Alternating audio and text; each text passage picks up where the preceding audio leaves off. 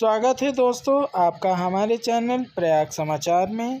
आज प्रयाग समाचार की टीम निर्बल कल्याण ट्रस्ट द्वारा आयोजित रक्तदान शिविर में पहुंची, जहां पर आज के मुख्य अतिथि प्रयागराज के महापौर श्री गणेश केसरवानी जी ने अपनी बात रखी। निर्बल कल्याण ट्रस्ट के द्वारा पूर्व में किए गए जो कार्य हैं, इसकी चर्चा अभी हम सब लोगों ने सुना। निश्चित रूप से एक गर्व की अनुभूति हुई। आज समाज में जिस प्रकार से आज के इस भौतिक युग में एक आपाधापी का समय, लोग एक दूसरे के ऊपर चढ़ करके आगे बढ़ना चाहते हैं। पीछे कौन छूट गया, उसकी तकलीफ क्या है, आज इसको देखने वाला कोई नहीं है। और उस दौर में हमारे निर्बल कल्याण ट्रस्ट के सम्मानित पदाधिकारियों ने, तो मैं अनुभव कर रहा हूँ कि लगभग सब लोग 60 वर्ष की आयु के आसपास के हैं, ऊपर हैं। और उनका यह मानवीय दृश्य कई वर्षों से समाज के उन लोगों के लिए, किसी भी जाति धर्म संप्रदाय को जो लाचार है, कमजोर है, आर्थिक रूप से कमजोर है, विपन्न है, और उनको कुछ आवश्यकता होती है, तो सेवा की भावना से निर्बल कल्याण ट्रस्ट के सम्मानित पदाधिकारियों ने जो कोष संचित किया, उसके माध्यम से सेवा देने का कार्य कर रहे हैं। वो केवल एक सेवा देने का काम नहीं कर रहे, बल्कि जो हमारे आने वाली पीढ़ी है उसके अंदर भी एक प्रेरणा भरने का काम कर रहे हैं। जो लोग भी आज यहाँ आए, कोई संस्था से जुड़े होंगे या नहीं जुड़े होंगे, इन सारी कार्यविधियों को देखने के बाद, समझने के बाद उनके मन के अंदर स्वयं एक प्रेरणा जागृत हुआ होगा कि हम भी कुछ कर सकते हैं अपने समाज के लिए, अपने आसपास के लिए, अपने परिवेश के लिए, समाज के उन दीनहीन लोगों के लिए। ये जीवन आया है, आदमी महसूस नहीं करता कि हमारा आगमन इस धारा पर किस लिए हुआ। बहुत सारे लोग आए, कमाए और ऊपर चले गए, पता ही नहीं चलता, उनमें जानकारी नहीं हो पाती कि हम आए किस लिए।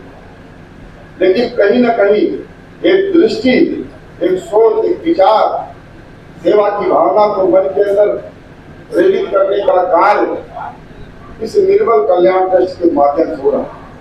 और प्रथम सभा की बैठक से निरंतर जिस प्रकार का कार्य प्रस्तुत किया गया, हर बैठक में बैठकों में उपस्थिति की संख्या निरंतर बढ़ती रही, जो इस बात का द्योतक है कि जब कभी भी समाज या कोई ट्रस्ट या कोई संस्था या कोई संस्थान लोक कल्याण की भावना से काम करता है, तो संस्था का उत्तरोत्तर विकास होता है, नए नए लोग जुड़ते हैं।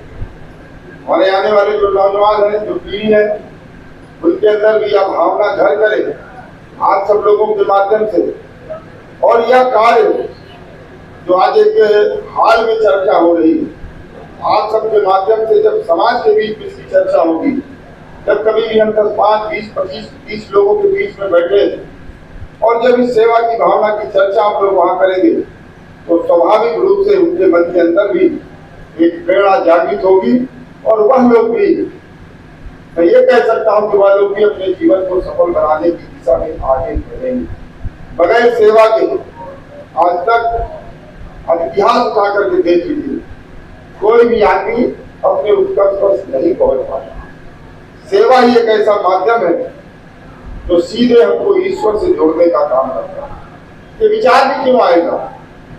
जब अगर सेवा की भावना का विचार मन के अंदर आया, तो आप कल्पना कर लीजिए, समझ लीजिए, आनंद में डूब जाइए कि ईश्वर की कृपा हमारे ऊपर है। इसलिए इस प्रकार का विचार हमारे मन के अंदर आ रहा है कि दूसरे के सुख दुख में हमको खड़ा होना है, उसका मददगार बनना है, उसकी सहायता करनी है। यह भाव ही अपने आप में सिद्ध करता है कि हम ईश्वर के नजदीक। वही प्रयागराज गल्ला तिलहन मंत्री श्री सतीश चंद्र केसरवानी जी ने हमसे बात की। सर, निर्बल कल्याण ट्रस्ट की तरफ से आज रक्तदान शिविर लगाया गया, तो क्या कहना चाहेंगे?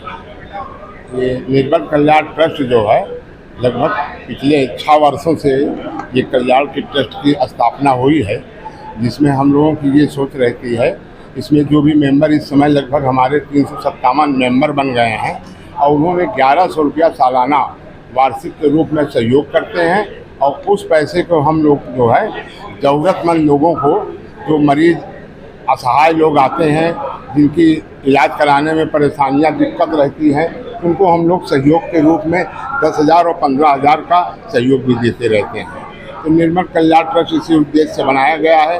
पिछले 2 वर्षों से हम लोग इस ट्रस्ट के द्वारा रक्तदान शिविर भी लगाया जाता है। आज भी शिविर लगा हुआ है, लगभग 60 लोग आज भी रक्तदान दिए जा रहे हैं। तो मैं सभी अपने सदस्यों को इस वर्ष की बधाई देता हूं।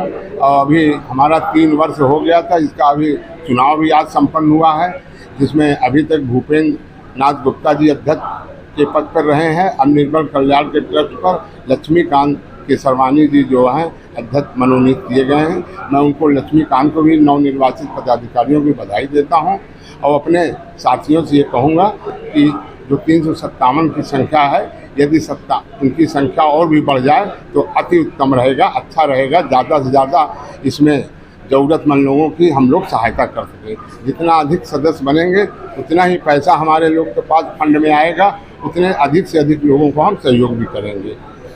सर, रक्तदान करने के लिए आप हमारे युवाओं को क्या कहना चाहेंगे? रक्तदान